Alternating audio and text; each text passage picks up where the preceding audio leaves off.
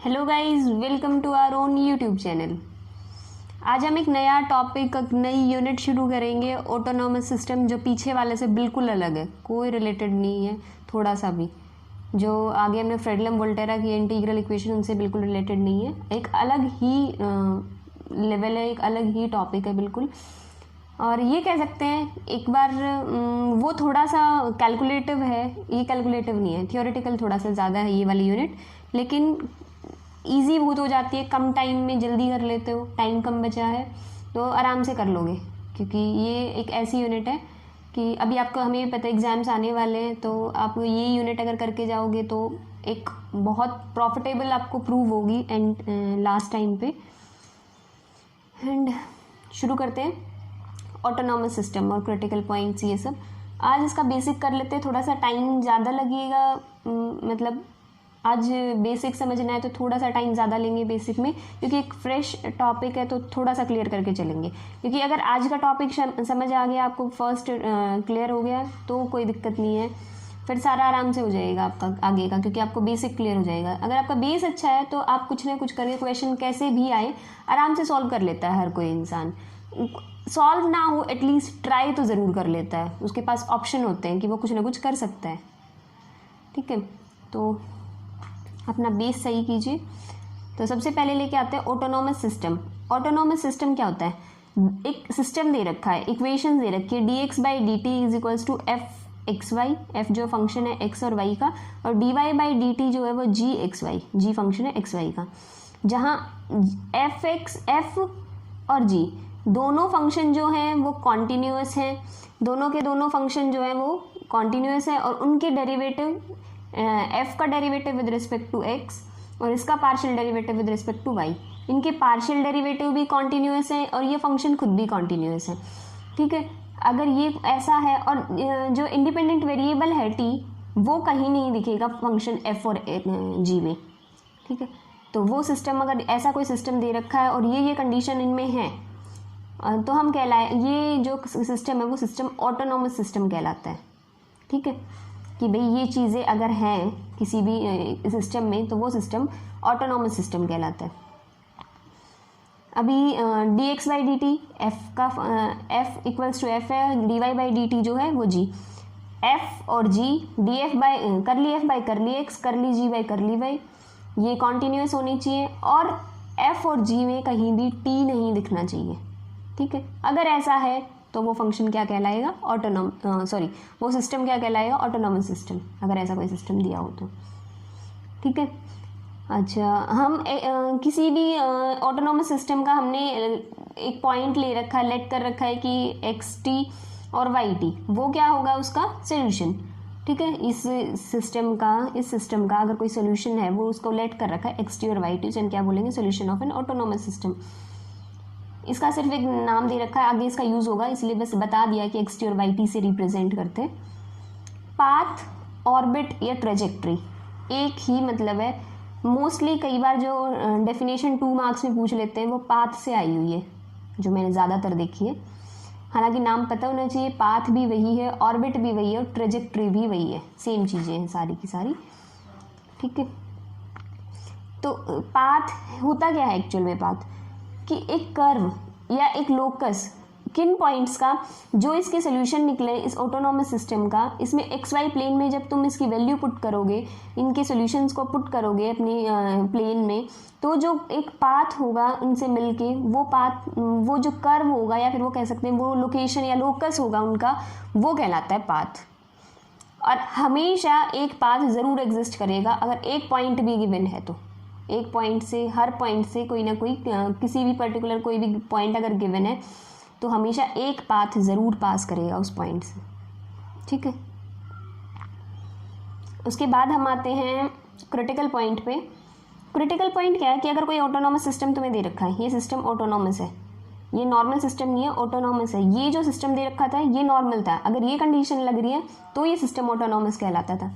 ये क्वेश्चन में जो गिवन है ये ऑटोनॉमस सिस्टम दे रखा है। ठीक है, ये ऑटोनॉमस सिस्टम है और इस ऑटोनॉमस सिस्टम में क्या है कि अगर इस ऑटोनॉमस सिस्टम पे अगर कोई एक्स नॉट वाई नॉट, कोई भी एक पर्टिकुलर पॉइंट या कोऑर्डिनेट एक्स वाई, इसमें अगर तुम पुट कर रहे हो एफ ऑफ, मान लो एक्स नॉट वाई नॉट ले लिया हमने, वो x1 y1 x2 y2 या xy भी ले सकते हो। अगर कोई एक पॉइंट या एक पर्टिकुलर कोऑर्डिनेट्स हैं उनको पुट करने से f और g को 0 कर दें, वो सोल्यूशन कहलाता है क्रिटिकल पॉइंट। अगर x0 और y0 को हम लेके चलें तो x0 और y0 जब तुम f में और g में पुट करोगे और उसको 0 बना दे तो वो कहलाता है क्रिटिकल पॉइंट। क्रिटिकल पॉइंट की डेफिनेशन क्लियर नहीं है तो 2 बार बेशक देख लो, रिमाइंड कर लो वीडियो को, सबसे इम्पॉर्टेंट है। आई भी हुई है क्रिटिकल पॉइंट, इक्विलिब्रियम पॉइंट या singular point, directly critical point से आ जाती है।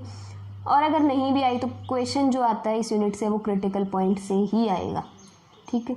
आगे 10 मार्क्स 20 मार्क्स 16 मार्क्स में जो थ्योरम्स आती है वो क्रिटिकल पॉइंट से ही आएंगे। अगर आपको डेफिनेशन ही नहीं पता होगी तो आप अप्लाई नहीं कर पाओगे, ठीक है। उसके बाद देयर इज़ ऑलवेज, ये मैंने आपको बता दिया था पाथ में कि हमेशा एक पाथ जो है किसी भी कोई पर्टिकुलर पॉइंट आपको गिवन है तो उस पॉइंट में उस पॉइंट के लिए उस प्लेन में एक पाथ ज़रूर पास होगा उस पॉइंट से हमेशा, ठीक है। उसके बाद चलते हैं आइसोलेटेड क्रिटिकल पॉइंट, ठीक है।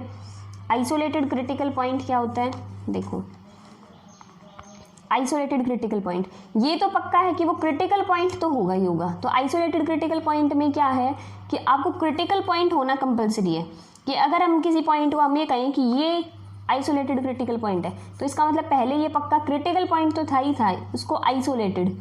आइसोलेटेड का मतलब क्या होता है, आइसोलेट अकेला, आइसोलेट अब तो पता ही होगा, कोरोना चल रहा है आइसोलेट करो तो क्या है, एक अकेला, ठीक है। तो आइसोलेटेड क्रिटिकल पॉइंट कौन सा क्रिटिकल पॉइंट होता है, वो क्रिटिकल पॉइंट किसी भी पर्टिकुलर ऑटोनॉमस सिस्टम का वो क्रिटिकल पॉइंट। अगर कोई ऑटोनॉमस सिस्टम दे रखा है उसका क्रिटिकल पॉइंट, मान लो तुम्हें x0 y0 दे रखा है क्रिटिकल पॉइंट, इस क्रिटिकल पॉइंट को उस ऑटोनॉमस सिस्टम का आइसोलेटेड क्रिटिकल पॉइंट हम कब कहेंगे, जब एक सर्कल एग्जिस्ट करे, मान लो सर्कल, वो जो सर्कल या नेबरहुड जो भी तुम बोलते थे, ठीक है। टोपोलॉजी में मोस्टली नेबरहुड से एनालिसिस या टोपोलॉजी में नेबरहुड से रिप्रेजेंट करते थे। तो एक सर्कल या एक नेबरहुड एग्जिस्ट करे such that x minus x naught का square plus y minus y naught का square equals to r square, ये है neighbourhood, such that x naught y naught is the only critical point, ठीक है। अगर मैं कहूँ कि x नॉट वाई नॉट एक क्रिटिकल पॉइंट है, ठीक है, और ये क्रिटिकल पॉइंट कौन सा क्रिटिकल पॉइंट है, आइसोलेटेड क्रिटिकल पॉइंट है, तो कब होगा, इस x0 y0 के लिए एक सर्कल एग्जिस्ट करेगा, इस सर्कल के लिए हम ये कहेंगे कि x0 y0 इस सर्कल में अकेला क्रिटिकल पॉइंट होगा, इस सर्कल के अंदर कोई और क्रिटिकल पॉइंट नहीं होगा इसके नेबरहुड में, ठीक है। अब 2 चीज़ें आती हैं, एक अप्रोच और एक एंटर। हर क्रिटिकल पॉइंट के लिए ये 2 चीज़ ज़रूर पढ़ेंगे हम, कि अप्रोच करेगा किसी क्रिटिकल पॉइंट को कोई पाथ या एंटर करेगा, उसमें क्या डिफरेंस है ये देखना है अभी, अप्रोच और उसमें एंटर में। तो लेके चलते हैं कि अप्रोच क्या है और एंटर क्या है। अगर कोई पाथ या कोई कर्व दे रखा है सी, हम ये कह रहे हैं कि वो एक क्रिटिकल पॉइंट P0 है, x0 y0 उसके कोऑर्डिनेट्स हैं, इसको अप्रोच कर रहा है। कब कहेंगे कि वो उसको अप्रोच कर रहा है, कि अगर हम उस जो xt और yt वहाँ के पॉइंट्स एंड सोल्यूशन है उस पर अगर तुम लिमिट अप्लाई करो t टेंड्स टू इन्फिनिटी या माइनस इन्फिनिटी करने से, तो वो आपको क्रिटिकल पॉइंट की वैल्यू दे, x0 और y0 दे दे। xt और yt पे जब भी तुम अप्लाई करो कोई भी सोल्यूशन, लिमिट अप्लाई करो t टेंड्स टू इन्फिनिटी या फिर t tends to minus infinity, दोनों में से कोई भी हो सकता है। अगर ऐसा हो रहा है तो हम ये कहेंगे कि जो कर्व है या कोई पाथ है सी, वो अप्रोच कर रहा है P0 को, ठीक है, उस क्रिटिकल पॉइंट को। और अगर हम कहें कि वो जो पाथ है वो एंटर कर रहा है उस क्रिटिकल पॉइंट में, उसका क्या मतलब होगा, तो सबसे पहले एंटर होने के लिए हमें ये तो पक्का पता होना चाहिए कि वो अप्रोच कर रहा हो, ठीक है। एक तो सिर्फ उसको अप्रोच कर रहा हो, फिर कह रहे हैं कि उसमें एंटर हो रहा हो, ठीक है। तो अगर कोई पाथ एंटर हो रहा है, खुद सोच के देखो, कोई पाथ एंटर हो रहा है तो वो अप्रोच तो पक्का कर रहा होगा, उसको उसके पास तो आ ही रहा है, तो उसको अप्रोच करेगा तभी तो एंटर कर पाएगा।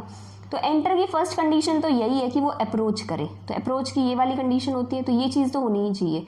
तो अगर आपको ये चेक करना है कि कोई कर्व जो है वो एंटर कर रहा है या नहीं कर रहा है, तो उसके लिए आपको ये पता होना चाहिए कि वो अप्रोच कर रहा है तो पहले आपको अप्रोच की कंडीशन चेक करनी पड़ेगी। सेकेंड कंडीशन क्या है, Y T minus Y naught by X T minus X naught. अगर तुम इस पे लिमिट अप्लाई करोगे टी टेंड्स टू इन्फिनिटी या माइनस इन्फिनिटी, तो वो टर्म अगर फाइनाइट आ जाती है तो वो एंटर करेगा, अदरवाइज वो एंटर नहीं करेगा। ठीक है, तो अप्रोच और एंटर दोनों मोस्ट इंपॉर्टेंट है ये टर्म, क्रिटिकल पॉइंट, अप्रोच और एंटर। ये तीन टर्म अगर आपने नहीं पढ़ी ना तो आगे वाला क्वेश्चन होगा ही नहीं। क्रिटिकल पॉइंट्स के टाइप भी समझ नहीं पाएंगे, तुम्हें यही नहीं पता चलेगा कब एंटर हो गई कब अप्रोच हो गई। डायरेक्टली बताऊंगी आगे में कि भाई ऐसे ऐसे हो गया, इस वजह से हो गया। तो अगर आपको ये क्लियर है तो बात ठीक है। ठीक है, हम अपनी कन्वीनियंस के लिए हमेशा क्या लेके चलते हैं, एक्स नॉट वाई नॉट को 0 0 लेके चलेंगे हमेशा क्रिटिकल पॉइंट को। ठीक है, और अगर एक्स नॉट वाई नॉट 0 0 ना हो तो हम क्या करेंगे, अगर एक्स नॉट वाई नॉट 0 0 के इक्वल नहीं है तो हम अपने ओरिजिन को ही शिफ्ट कर लेंगे एक्स नॉट वाई नॉट तक। हम ओरिजिन लेके चलते हैं क्रिटिकल पॉइंट को। मान लो ये ओरिजिन जो है वो क्रिटिकल पॉइंट जो वो ओरिजिन पे ना हो कि यहाँ है, वैसे हम अपनी कन्वीनियंस के लिए हमेशा अगर लेना पड़े तो एक्स नॉट वाई नॉट को हम 0 0 लेंगे, लेकिन अगर यहाँ है तो हम इसको क्या करेंगे, इसी को अपना ओरिजिन बना लेंगे। ठीक है, यहाँ से हम डील करेंगे, ये प्लेन कहलाएगा।